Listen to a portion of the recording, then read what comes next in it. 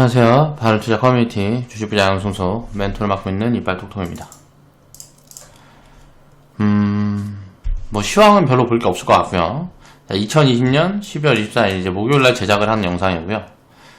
CIS 308% 이제 수익 인증해주신 회원분이 계셔서 오늘은 이제 요 얘기를 좀 해볼까 합니다. 2차 전지 전기차 시장에서 이제 전고체 배터리에 대한 이슈가 슬슬 만들어지고 있어요.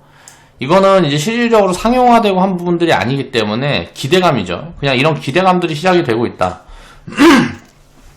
이런 것들은 이제 뉴스들이 이제 슬슬 흘러나오고 있다라고 보면 될 것 같은데, 전고체 배터리라는 카테고리로 이제 테마가 한번 진행이 될 수도 있고요. 그리고, 이미 시작되었는지도 모르고요. 어떤 시그널들을 가져갈 수 있는지, 그런 부분들에 대한 이제 제가 가진 스탠스를 한번 정리를 해볼 거고요. 자, 산업의 변화를 준비하자. 결국은 이 전고체 배터리라는 게 왜 진행이 되는 건가를 보면, 전기차 같은 경우는 지금 보면 액체 이제 배터리에 들어가는 그런 부분들이 이제 액체를 기반으로 한 이제 배터리죠. 그러다 보니까 이게 화재 위험이 있어요. 근데 이제 이 화재 위험을 개선을 하기 위해서는 전고체 배터리로 뭐라 그래야 돼? 기술 개발을 통해서 배터리 구조를 바꿔야 된다. 라는 게 이제 지금 산업계의 이제 시각이라고 보면 될 것 같고요. 전고체 배터리가 이제 상용화되기 시작하고 하면 화재 위험이 사라지고 뭐하고 하게 되면 당연히 보급 속도는 훨씬 더 빨라질 수 있겠죠. 근데 지금 이제 추정되고 있는 것들이 보면 전고체 배터리의 상용화는 2030년쯤이나 시작이 될 거다라고 이야기를 하는 부분들이 이제 대부분인데, 이게 지금 좀 빨라지는 흐름들이 보여주고 있습니다. 기술 개발에 뭔가 성과들이 좀 보여지는 그런 흐름들이 슬슬 이제 흘러나오고 있어요. 그러면 요 기술이 2022년에서 2025년 어딘가에 시작이 될 수도 있겠구나 라고 생각을 해볼 수가 있다는 거죠. 이제 그런 부분에 대한 이제 오늘은 좀 이야기를 해볼까 합니다. 자, 수익 인증해주신 모든 회원분들 감사드리고요. 이제 수익 축하드리고요. 자, 태평성대님이 이제 308% 인증을 해주셨고요. 알찬나님, 태평성대님, 10년후님이 이제 5월달에 뭐 이제 100% 구간대에 인증을 해주셨고, 8월달에 30라이프님이 여러가지 종목 같이 이제 인증을 해주셨고요.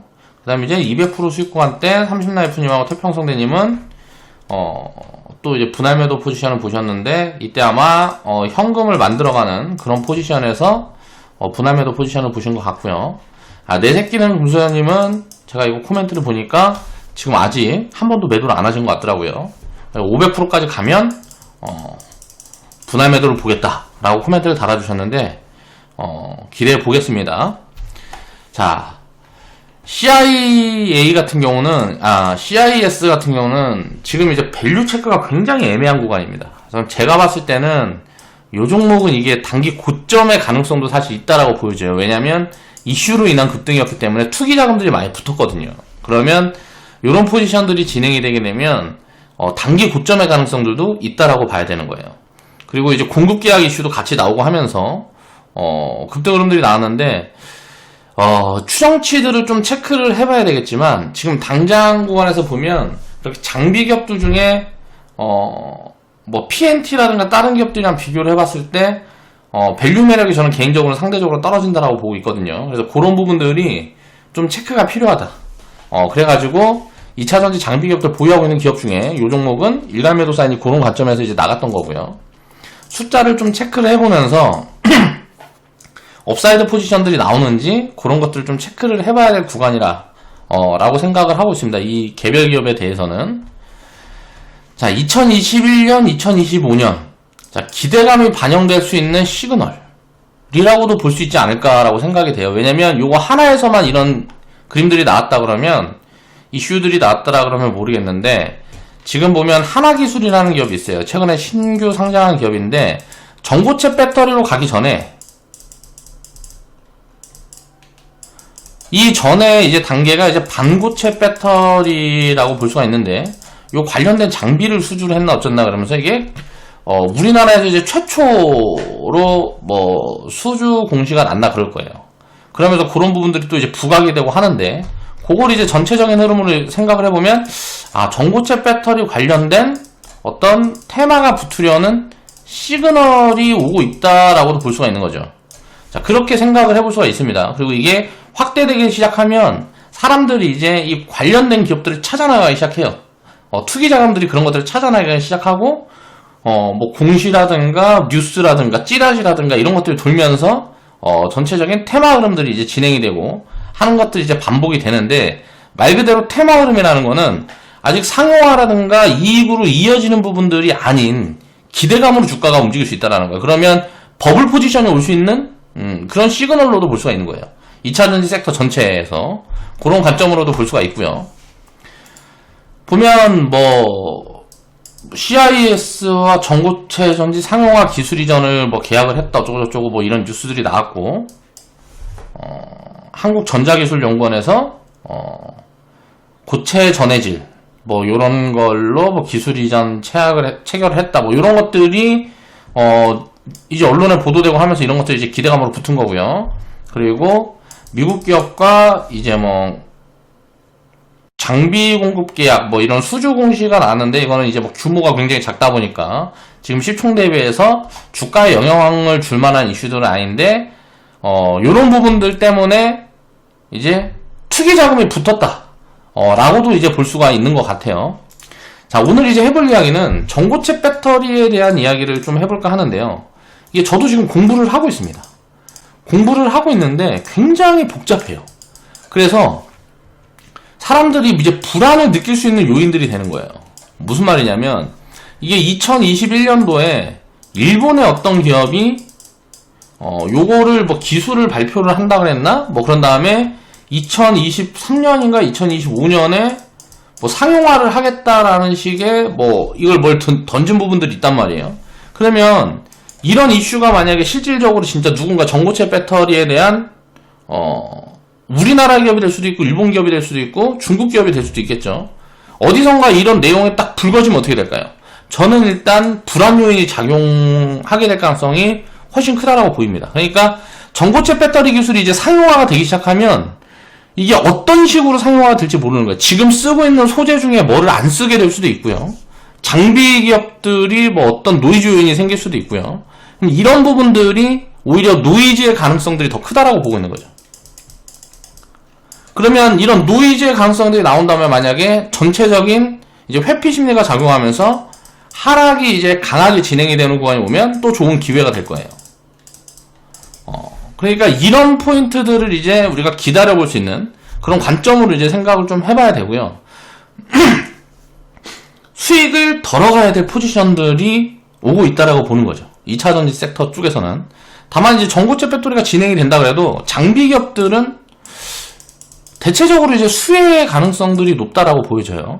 수혜가 될 가능성들이 높다라고 보여지고, 또 요 중에서 또 모르겠어요. 기존 이제 이런 관련 장비들의 어떤 큰 변화가 만들어지게 되면 기존 장비는 뭐 필요가 없는 그런 구간으로 들어서는 기업들도 장비 기업들 내에서는 있을 수가 있겠죠. 그럼 그런 기업들은 또 노이즈가 될 수 있는 거예요. 그러면 이게 호재 요인과 노이즈 요인을 우리가 생각을 해봤을 때 계산을 하기가 굉장히 복잡하다라는 거예요.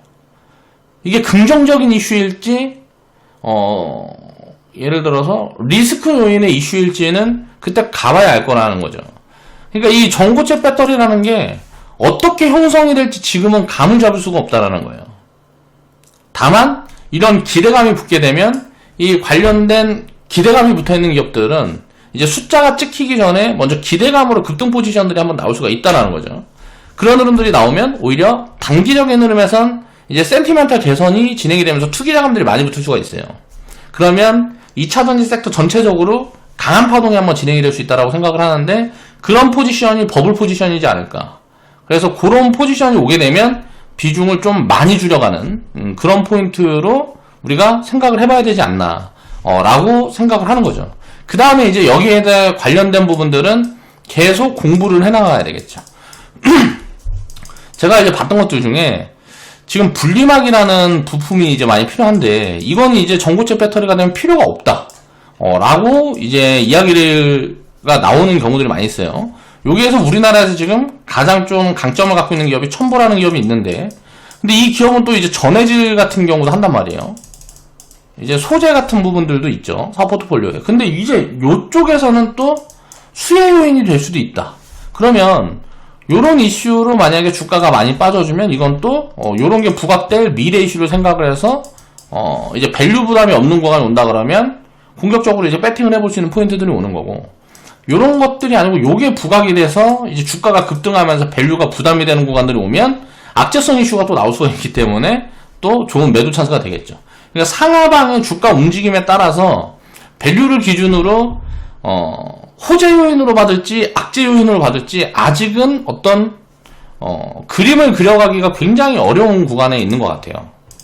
그래서 사업 포트폴리오라든가 이런 것들을 조금 더 세분하게 이제는 체크해봐야 될 구간들이 왔다. 그동안에는 이제 2015년부터 지금이 이제 한 2020년인데 한 5년 정도, 내년까지 이런 상승 추세가 이어진다 그러면 한 6년 정도 그냥 2차전지 이름만 들어가면 다 올라갔단 말이에요. 2차전지, 전기차 이름만 들어가면 다 올라갔어요. 자, 이런 흐름이었는데 이제는 갈릴 거라는 거죠.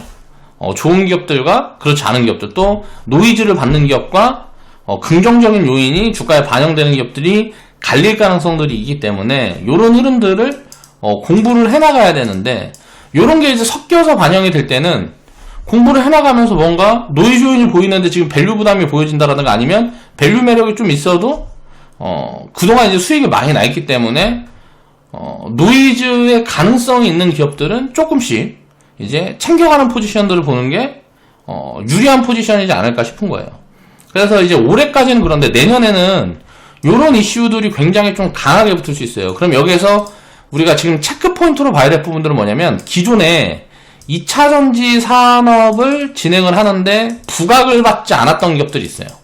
2차전지로 부각을 받지 않았던 기업들은 주가 상승이 없거든요. 그리고 또 신규 상장한 기업들도 마찬가지고, 이제 그런 기업들이 이제 수급 요인이 조금 해소가 되고 신규 상장 기업들 같은 경우는 오버행 이슈가 좀 진행이 되고 하면 이런 기대감이 붙어 있는 기업들은 새로운 파동이 진행이 될 수가 있다는 거예요. 2차전지 섹터는 지금 1차에서 한 2차 파동까지 진행이 되었다고 저는 보고 있는데, 3차 파동에서는 아무래도 이 전고체 배터리 관련된 이슈로 엮여있는 기업 중에서 대장주들이 나올 수 있는 가능성들이 높지 않을까. 그래서 지금은 이런 쪽들을 좀 찾아가는 그런 고민들을 해나가야 될 구간이다. 그래서 포트폴리오를 좀 다변화하는 그런 관점으로 좀 봐야 될 것 같고요. 힌트를 하나 드리자면 디스플레이 관련된 기업들 중에서 지금 많이 부각이 안 된 기업들이 좀 있다라고 보여져요. 제가 보고 있는 개인적인 관점으로는 2차전지 관련된 이슈를 가지고 있고 뭐 자회사를 보유하고 있다라든가 또 어떤 회사를 인수를 했다라든가, 그런데 관련된 이슈를 가지고 있고 그런 포트폴리오를 갖고 있는데 주가는 이제 반영이 안 돼 있고 그렇게 밸류 부담이 없는 기업들이 있거든요. 그런 기업들을 좀 찾아나가면 이런 기업들 중에서 다음에 이제 새로운 이제 세 번째 파동이 진행이 될 때는 가장 강한 흐름들을 만들어 나갈 가능성들이 있다라고 보여지는 거죠. 그래서 그런 부분을 이제는 좀 찾아가야 돼. 다음 흐름을 우리가 이런 기대감이 붙을 수 있는 포지션을 찾아가야 될 시점이 만들어지고 있다라고 이제 생각을 해보면 될 것 같습니다. 그러니까 이게 이제 실질적으로 상용화 되기 전에는 기대감이 작용할 가능성들이 높아요. 그럼 주가가 이제 상방으로 움직일 가능성이 높다는 거예요. 기대감. 상용화되기 전에는. 근데 이제 상용화가 시작이 되면 오히려 노이즈 요인이 불거질 가능성들이 높습니다. 더 이상 이제 기대감은 없어지고 노이즈 요인이. 그러면 이거는 하락의 시그널이 될 수도 있다는 거죠. 그러면 이제 전고체 배터리에 대한 어떤 이슈들을 앞으로 이제 계속 체크를 해나가면서 이 관련된 산업에 대한 공부를 해나가야 되겠죠. 저도 이제 좀 해나가고 있는데 이게 기술이 굉장히 다 다르더라고요. 그래서 쓰임이라든가 기존에 쓰던 뭐 소재라든가 뭘 이게 막 바꿔서 뭐 하는 경우들도 있고 굉장히 복잡한 구조로 되어 있기 때문에 어디에서 이제 상용화가 되고 이게 실질적으로 사용이 되는 시점까지는 어떻게 될 거다라고 예측을 하는 거는 거의 불가능한 것 같아요. 그래서 기대감이 붙는, 우리가 이제 투자에 대한 아이디어로 생각을 해보면 기대감이 붙게 되면 이걸 누가 할 거다라는 기대감이 붙게 되면 그 기업은 어때요? 버블로 강하게 진행이 될 수가 있겠죠. 그런 포지션들을 이제 지금은 취해볼 수 있는 테마 관점의 접근이 가능할 것 같고요. 당연히 이제 밸류는 싸진 않더라도 비싸지 않은 포지션에 있어야 되겠죠. 이게 실질적으로 상용화 되게 되면 기존의 배터리 회사들이라든가 뭐 소재 기업들이라든가 어딘가에서는 분명히 노이즈 요인이 새로운 게 뭔가 튀어나올 가능성이 훨씬 높다라고 보고 있어요. 그래서 이게 상용화되는 시점에 이제 임박한 구간부터는 요런 것들을 미리 이런 하락 시그널을 준비하는 포트폴리오 조정이 시작이 되는 시점이 2021년에서 2022년 어딘가엔 나올 가능성들이 높다. 그래서 이런 것들을 우리가 생각을 하고 포트폴리오를 좀 구축을 해야 되지 않나 라고 개인적으로 생각을 하고 있습니다. 그러니까 단기적으로는 긍정적인 요인으로 작용할 가능성이 높은데 장기적으로 놓고 보면 이거는 부정적인 요인으로 작용할 가능성이 높다라고 보고 있는 거죠. 그런 부분들을 이제 한 번씩 생각을 해보면서 이 산업의 변화 이런 것들을 우리가 체크를 하고 공부를 하면서 투자를 해나가면 될 것 같습니다. 자, 오늘 방송 마무리할게요.